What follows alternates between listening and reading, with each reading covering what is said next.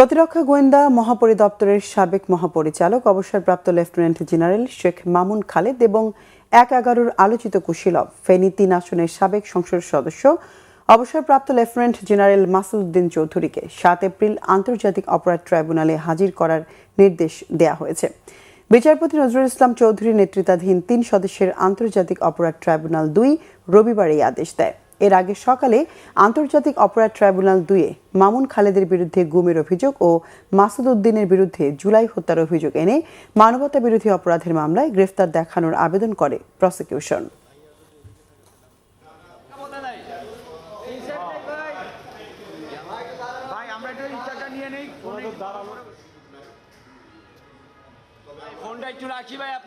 দুইজন দুষ্কৃতিকারী কর্মকর্তা, একজন মাসুদ উদ্দিন চৌধুরী, আরেকজন হচ্ছে মামুন খালেদ। আপনারা দেখেছেন ইতিমধ্যে তারা গ্রেফতার হয়েছে এবং তারা অন্য মামলায় পুলিশ হেফাজতে বা রিমান্ডে আছে।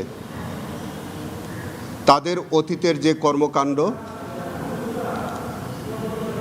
তাদের বহু কর্মকাণ্ড আমাদের মানবতা বিরোধী অপরাধের সংজ্ঞায়িত অপরাধের মধ্যে পড়ে।